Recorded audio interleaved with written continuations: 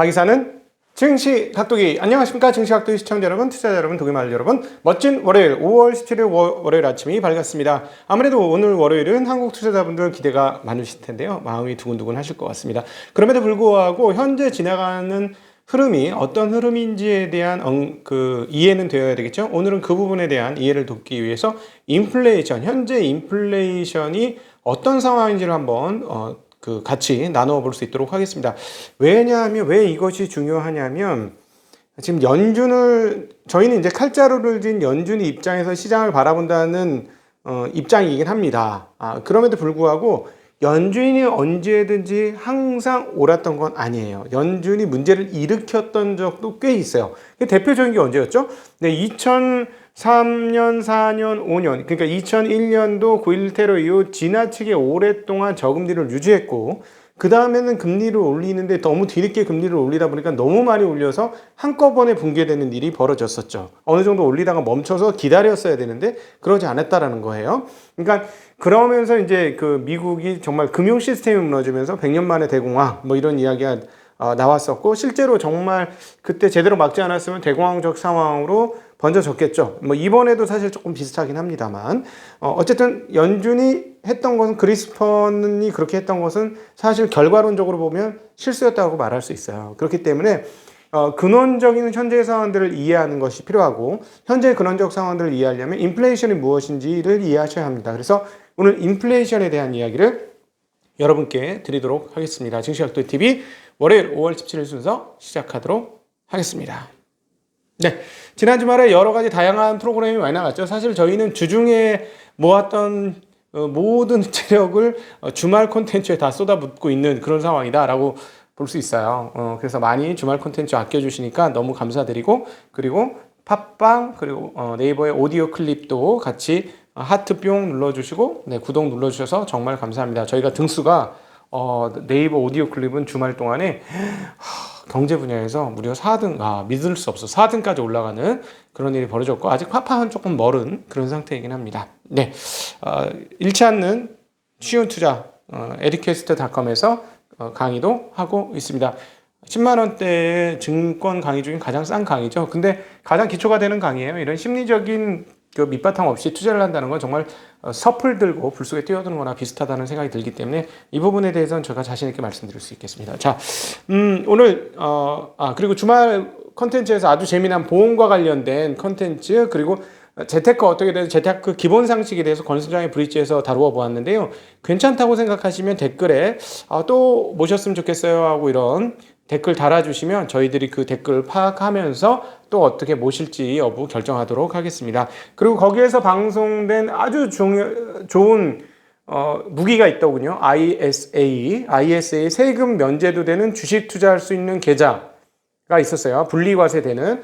저도 그거 보면서 나도 ISA 계좌 제대로 하나 해야 되겠다. 안 그래도 세금, 제가 이제 고세금자 아닙니까? 고세금자. 딴 건 몰라도 제가 아마 최상위권에 들 거예요. 올해 아마 최상위 납세자권에 들 거예요. 개인 중에서는. 그래서 ISA 하면 세금 면제 혜택이 있다니까 저도 당장 하나 ISA 오늘 만들까 하는 생각이 들고 있습니다.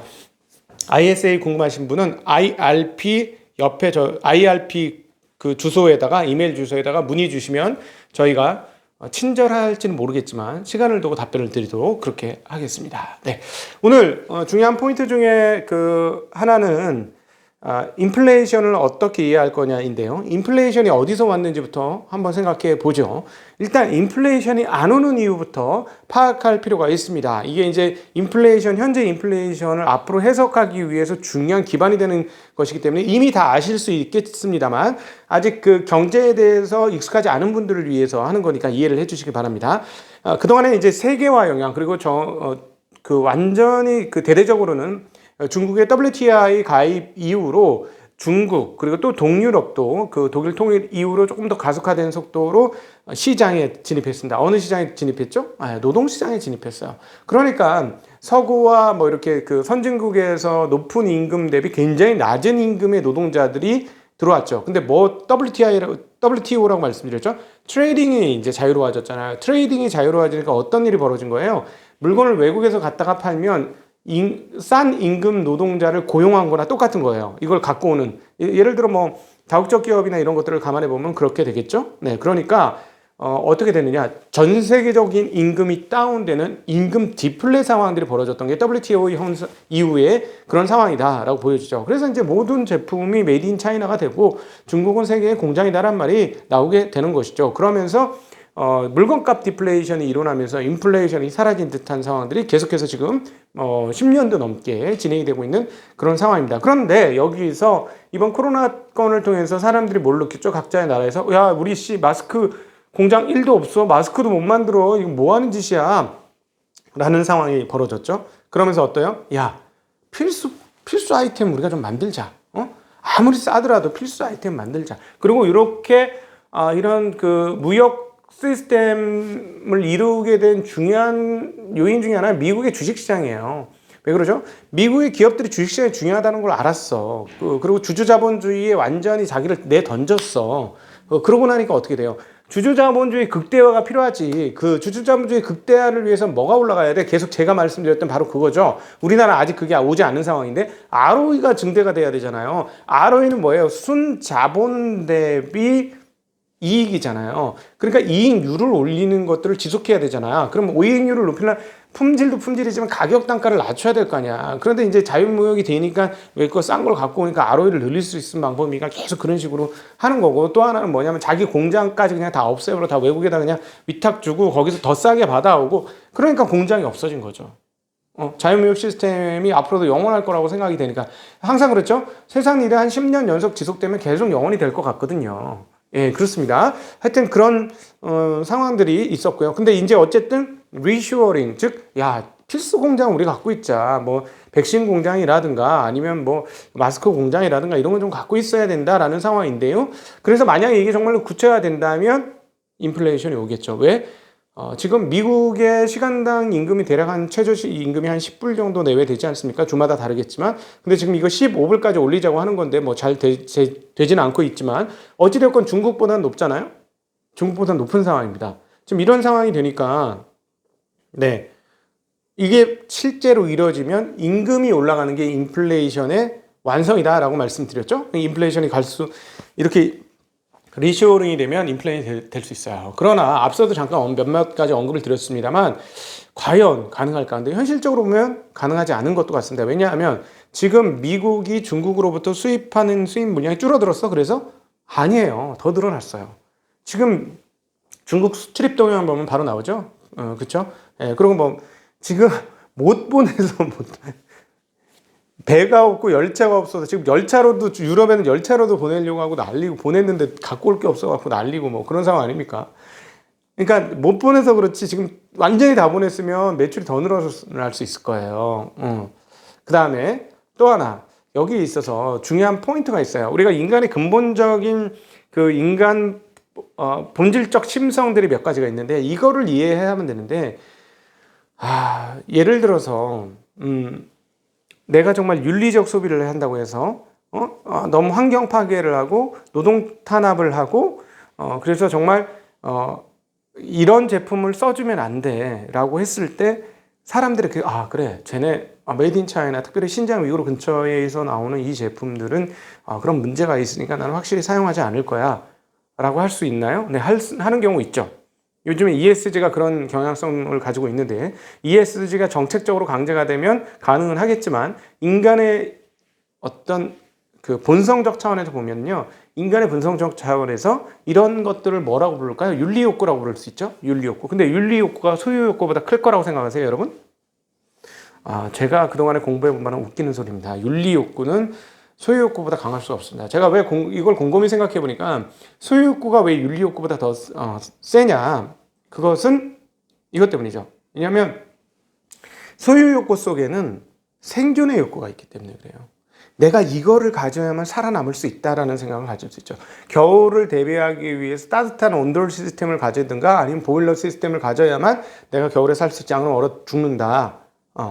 라는 것이 보일러 시스템을 소유하게 될 수 있는 거죠. 그러니까 소유욕구 속에는 생존욕구가 조금 있어요. 그렇기 때문에 소유욕구가 윤리욕구보다 보통은 항상 앞서 있는 것이죠. 그래서 소유 욕구를 윤리 욕구가 이길 수 없다. 결국은 정책적으로 그렇게 만들어주지 않으면 이길 수 없다. 근데 가끔씩 있어요. 윤리 욕구가 소유 욕구보다 강하시는 분들. 네, 그런 분들을 일컬어 우리가 뭐라고 하죠? 세인트. 네, 성인이라고 부르죠. 자, 이제 성인의 날이 곧 돌아옵니다. 수리수리마 수리수리 사바하 수리수리마 수리수리 사바하 하는 이제 성인의 때가 오죠. 예. 그런 분들을 일컬어 우리가 성인인데 왜 성인이 이렇게 높은 존귀한 자리에 갈 수 있느냐? 없어서 그래요. 희소성이 있기 때문이죠. 희소성이 없다면 그분들이 그렇게 이게 너무 흔하다면 그럼에도 불구하고 우리 안의 욕구의 고차원적인 욕구는 메슬로우까지 끝내지 않더라도 이게 고차원적인 욕구인 거는 맞아요.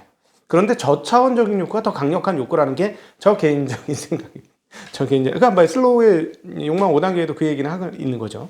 어쨌든 그리고 또 하나 문제가 있어요. 그 제품이라도 후지면은 안 쓸 수 있는데 현재 그 상황은 어떤 거냐면 저개발국 또는 뭐 이렇게 신흥국이라고 볼 수 있는 그런 곳이 생산 설비가 자동화되어지고 있고 이제는 AI까지 붙고 있죠. 그렇기 때문에 가격만 낮을 뿐이고 품질은 후졌어 이러면 안 쓸 수는 있는데 품질도 그럴싸해. 품질 차이가 별로 없어. 가격 차이 2배인데 품질 차이 10%야. 그럼 사요 안 사요? 사죠. 삽니다. 우리 나침반 좋아하잖아. 저도 좋아해. 그렇게 그 정도면 좋아해. 모든 사람들 보통 좋아하게 돼 있어. 그러니까 결국 그 지금 가격 혁명 이면에 있는 기술 혁명들이 이 리쇼어링을 더 어렵게 만든다는 건데요. 자동화와 직접화가 현대 생산성 혁신의 중심에 있습니다. 자동화 직접화라고 전 표현 드렸어요. 자동화만 있는 게 아니에요. 직접화까지 있어요. 그러니까 단위당 단가가 꾸준히 떨어지는 거예요. 직접화, 반도체화되는 거예요. 요즘에 보니까 이 그 기술 문명이 자꾸 반도체화돼 가지고 모든 것들의 단위당 가격이 떨어져요. 웨이퍼당 몇 개를 넣을 것이냐가 미세 공정의 핵심 아닙니까? 10개 넣었던 걸 100개 넣고 100개 넣었던 걸 1000개 넣고 이게 미세 공정이죠. 이제는 물리적으로 더 이상 넣을 수 없다라고 생각해서 나오는 게 뭐예요? 극자회전 공정, EUV 공정 아니었어요? 네. 근데 어쨌든 이렇게 직접화가 이루어지고 있기 때문에 모든 것들이 단위당 단가가 계속해서 떨어집니다. 물론 하나 만드는 가격은 높아지지만 100개 만든 걸 1000개 만드니 단위당 단가가 안 떨어질 수가 없죠. 네. 그래서 그렇기 때문에 이런 것들로 인해서 물건값이 인플레되는 그런 현상들이 발생하지 않는다는 거예요. 두 가지죠. 저개발 신흥국의 제품이 기술혁명과 자동화혁명으로 인해서 상당히 품질이 좋아졌다는 것 하나. 그리고 단위당 단가가 계속 떨어지고 있다는 것 하나. 그것 때문에 인플레이션이 쉽지가 않아요. 그래서 기존 경제학자들이 생각하는 그런 뭐 이렇게 수요가 늘어났을 때 인플레이션이 일어난다라는 이 경로가 제가 보기엔 상당 부분 끊어진 거예요. 이 경로가 유지되는 곳이 있습니다. 어딜까요? 네, 명품 라인은 이게 유지되고 있어요. 명품은 시간이 지나고 통화량이 많아져서 가격이 계속해서 올라가죠. 뭐 에르메스로 뭐 재테크하신다는 분도 있고 막 그렇잖아요. 왜 그럴까요?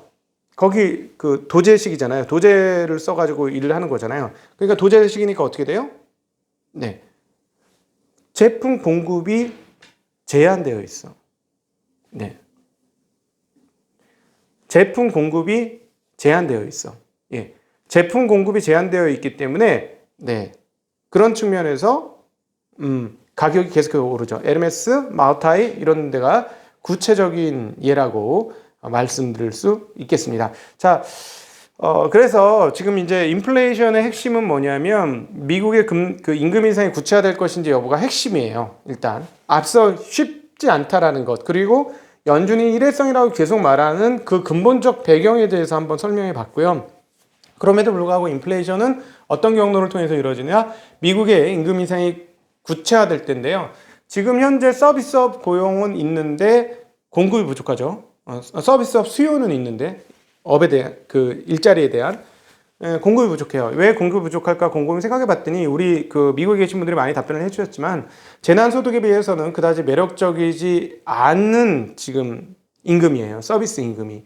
그렇기 때문에 지금 당장은 그렇게 그 공급이 늘어나지 않는 거고요. 그러니까 재난소득이 마무리되는 국면에 노동 공급이 상당히 증가될 거고, 그렇게 되면 본격적으로 임금 인상에 대한 인플레이션이 구체화될 가능성은 좀 있을 것으로 판단이 되어집니다. 그리고 또 하나, 미국 지금 공급이 부족한가, 노동 공급이 부족한 건가에 대해서 한번 고민을 해봐야 되는데, 미국은 사실 한국과는 다르게, 이 동양의 국가들과는 다르게 이민이 상당히 많은 나라고, 이민자들로 인해서 계속 평균 연령이 떨어지고 유지가 되고 있는 그런 상황이죠. 그러니까 공급이 상당히 적지 않아요. 만약에 이제 이민을 완전히 못하게 한다던가 이렇게 되면 좀 상황은 달라지겠죠. 그럼 노동 임금의 가격이 상당히 높아질 것이다. 예, 그럴 수 있을 것 같습니다. 그렇게 될 가능성이 있겠습니다. 근데 그것까지 지금 생각하기는 좀 어려워. 그러니까 지금 연준에서 인플레이션이 일시적일 것이라는 얘기를 계속한다는 판단을 하게 되겠고요. 그 다음에 이제 또 하나, 본격적으로 수요단에서의 가격이 올라온 인플레이션이 되려면 수요자들이 더 높은 가격을 능히 주고 물건을 살 수 있어야 돼요. 그렇게 돼야 되는데, 그렇게 되면 고용주들이 임금을 더 높여주고 사람을 고용할 수 있겠죠. 서비스업에서 서비스 수요가 폭발해. 사람이 없어서 받아야 될 사람을 못 받아. 그러면 사람을 더 윗돈을 주고라도 쓸 수 있겠죠. 예. 그렇게 된다면, 그러니까 즉, 이런 우리가 컨택 관련이나 이런 쪽에서의 매출 증가폭이 굉장히 크게 나타난다면 인플레이션이 일어날 수도 있을 것이다 라고 생각하시면 될 것 같습니다. 예. 그런데 앞서 이제 더 중요한 인플레이션, 전반적인 인플레이션은 물건값 인플레이션이 돼야 되는데요. 자유무역이 셧다운되는 것들이 커지면 가능하죠. 근데 셧다운되지 않는다면 쉽게 물건값 인플레이션이 이루어지지 않을 것이다 라고 판단이 되어집니다. 그러니까 또 하나, 자유무역은 쉽사리 없어지지 않을 거라고 보여지는 게 기업들의 이익 욕구가 너무 커요. 앞서 주주자본주의 얘기 드렸습니다만 그런 욕망이 너무 크기 때문에 쉽사리 자유무역을 깰 거라고 생각하기는 어렵습니다. 정치권들이 그렇게 깨고 싶어 할지라도 그렇기는 좀 어려울 것이다라는 판단을 하고 있어요. 자, 그래서 그러면 어떻게 인플레이션이 고공행진으로 넘어갈 수 있을 것이냐라고 생각해 봤을 때 결론은 이겁니다. 애플과 삼성, TSMC와 중국 위안화가 중요하다라고 저는 결론을 내렸습니다. 이거 주말에 이거 어떻게 하지? 이 인플레이션을 어떻게 설명드릴까 한참을 생각하다가 나온 결론이 이거예요. 무슨 말이냐면 가장 큰 빅테크 기업과 가격 결정권이 있는 애플이 자기의 제품 가격을 높인다면 네, 제품가 인플레이션이 상당 부분 이루어지겠죠. 첨단 제품 쪽에서. 또 하나, 삼성이 주요한 부품을 모든 회사들에게 제공해주는 메모리 회사지 않습니까? 그래서 메모리 가격을 얼마나 더 높일 수 있을 것이냐, 이 여부도 중요합니다. 그리고 또 하나, TSMC가 단위당 생산비를 또 얼마까지 올릴 것인지, 그래서 시스템 반도체 가격이 어디까지 올라갈 수 있을지도 인플레이션은 상당히 중요합니다. 그리고 이것보다 더 중요한 가장 강력한 포인트 중에 하나는 위안화 환율 강세가 나타날 수 있을 것이냐 여부라고 저는 보여집니다.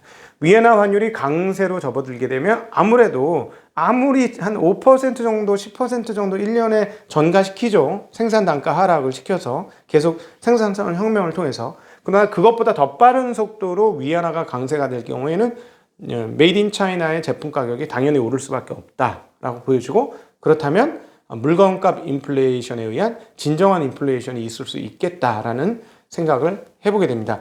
임금 인플레이션은 일부는 좀 이루어질 것 같은데 정상적 고용, 즉 정규 고용직의 증가에 대해서는 굉장히 회의적이기 때문에 그 부분은 만만치는 않을 것 같습니다. 그리고 이민 정책도 이번 정부에서 트럼프 때처럼 강하게 단속하기는 만만치 않을 거기 때문에 그 부분도 쉽게 예상하기는 어려울 것 같고, 그렇다면 글로벌 차원에서는 핵심적인 제품을 만드는 기업들의 제품 단가가 어떻게 될 것이냐, 그리고 그걸 가지고 가서 조립 세트를 만드는 중국의 위안화 환율이 어떻게 될 것인지가 상당히 중요하다는 제 개인적인 오늘 내피셜 가득한 결론을 한번 내보았습니다. 긴 시간 함께 해주셔서 정말 감사하고요.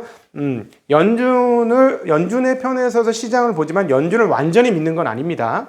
그러니까 오늘은 그것과 관련되어서 한번 이야기를 나눠봤습니다. 긴 시간 함께 해주셔서 진심으로 감사드립니다. 인사드리겠습니다. 안녕.